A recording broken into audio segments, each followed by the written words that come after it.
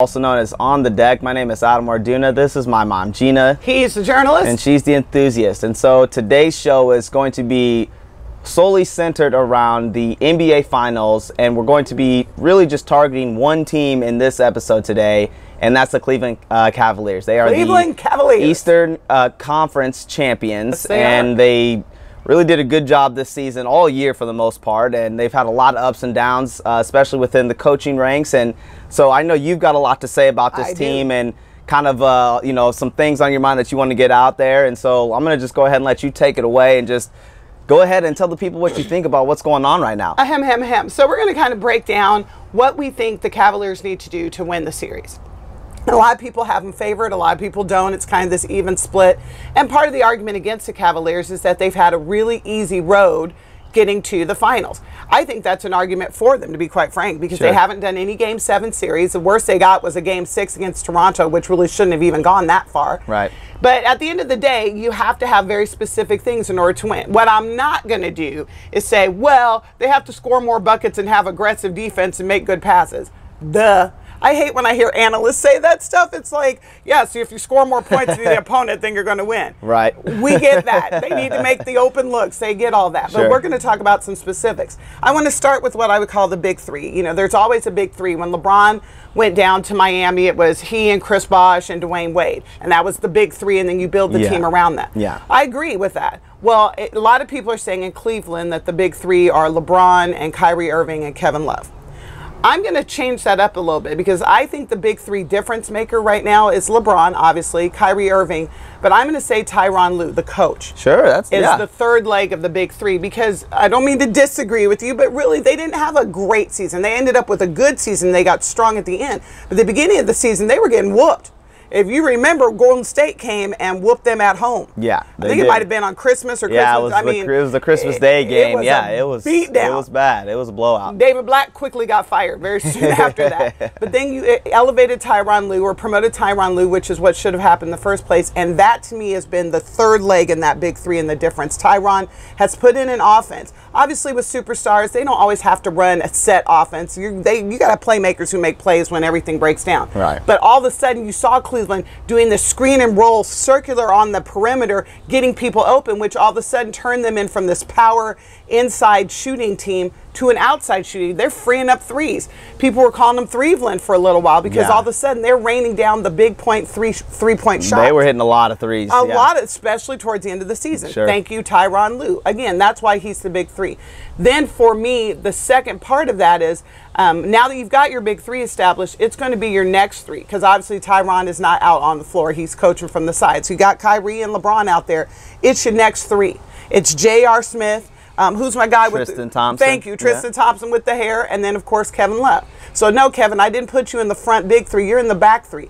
If those three guys show up, starting off the bench, Kevin Love can't take himself out of the game, then you've got an even match with what you're going to see across the court over at Golden State. So the key to me is the big three, the second three, and then at the end of the day, what's going to win this series, win or lose it, on either team is the bench. Because not the first two games. Game one is going to be filling each other out. What you got, how you playing. Second game is the adjustment game. Right. I saw what you brought the first game, let's adjust. Games 3, 4, and 5, which in a 7-game series, you always have at least, well, generally, unless there's a sweep, you have 5 games. Yeah. Games 3, 4, and 5 are where you're in the weeds, and that is where the bench makes a difference. You've seen what your starters have to offer. You've seen what the coaching adjustments are. Now it's who's the guy, who's the Spates coming off the bench, right. You know, and not obviously Golden State. But my point is that's where you're going to really see the difference in who's going to win. Well, I guess since you bring up a good point about the bench, Iman Shumpert and Dellavedova, and Shumpert's the one more with the hair, I guess you would say, because he's got the flat top. Yeah. But Dellavedova has made some big impacts for this team. Yeah, absolutely. Do you believe in those guys? Because J.R. Smith and Iman Shumpert are very similar in the styles that they play.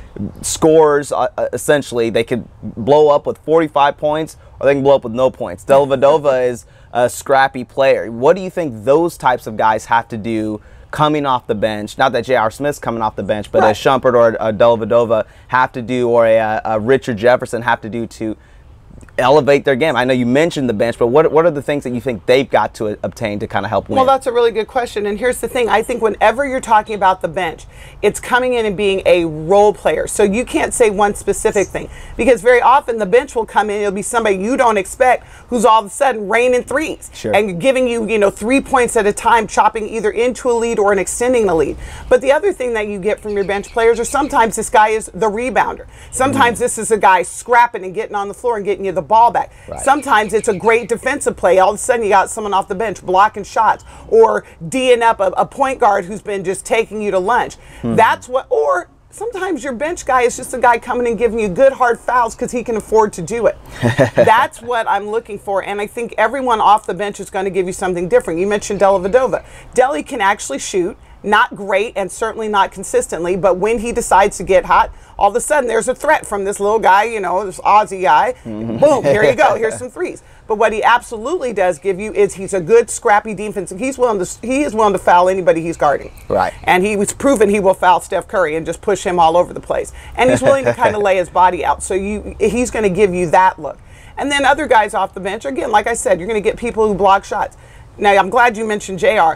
This is probably the most talented yet inconsistent player, no holds barred. There's a lot of people who are inconsistent. There's a lot of people untalented. This kid is so talented, and yet you cannot count on him. You don't know what you're going to get. He's made his career off of inconsistency. Ask New York. Here's all I'm saying. If he is on, that's going to be the key, to me, the difference. All right, now I've monopolized the whole time. What do you think? And you don't have to agree with everything I said, although it'd be wise to do that. I'm your mom. Well, I definitely would like to say that I love the point that you made about the newest big three with adding Tyronn Lue into that equation, because quite frankly, I feel like Kevin Love has kind of worked his way out of that big three position. And so it's like, yeah, he might need to continue to maybe work on a rap career doing that, because right now it's really been sad. He really hasn't showed up. This guy is the $100 million man coming out of free agency. This is now his second season with Cleveland. Really his first, because he went crying like a baby. Oh, my shoulder. Well, yeah, I mean, essentially he just hasn't shown up. And so I just really think that a big key to the game, if he wants to really regain his stature back at being part of the big three, he's got to show up. I agree. Point blank, period. He can't just be standing behind the three-point line shooting threes. He's got to start really rebounding. He's got to start being a force on defense. He's got to actually be on the court making plays. What was it throughout the playoffs? I don't know. I guess it was the two Toronto games. Back-to-back losses went in Toronto. Sat out the whole fourth quarter, he was on the bench. It wasn't even like he was on the court, nowhere to be found. We know where he was. He was on the sidelines, on the bench. So this is one of those times where it's like, hey, this can't be LeBron 1-on-5. This has to be the whole team. And Kevin Love has to step up. You know Kyrie's going to get his. You know LeBron's going to get his. Yes. Kevin Love has to step up each and every night. This dude is 6'10", can shoot the lights out, is a 260-pound dude. He should be out there muscling down low and grabbing boards and dishing out to LeBron or Kyrie. He needs to be a force to be reckoned with, and that's got, to me, I think, the key to how this all goes. So my keys are the big three, including Tyronn Lue, then the back three and the bench. And, if that sounds like obvious to people, go back, actually watch, because if any of those things aren't where they're supposed to be, Cleveland's going to be in trouble. And yours are basically Kevin Love. Kevin Love's just got to step up, because we know what we already know what the bench is going to produce. You know what JR is going to do. You know what LeBron and Kevin or Kyrie are going to do, and you know that Tyron's going to coach his butt off. Yeah. It's Kevin Love, point blank, period. He's getting paid way too much money to stand there and be mediocre for this team. If they want to win the championship, he's one of these guys that has to make plays consistently and throughout the whole series. And there's pressure on him. He's got to do it. Under pressure. See, that needs to be his new song. Instead of dropping dimes, under pressure. Right. That being said, if all those things come together, I think you're going to see a Cleveland Cavalier championship. Well, it's a good opportunity, and I agree with you. Well, with that, folks, we got a lot more to talk about, and the NBA Finals are just getting ready to start, and we're excited for this to get kicked off, and we just want to say we appreciate your time, and thanks for watching, folks. Okay.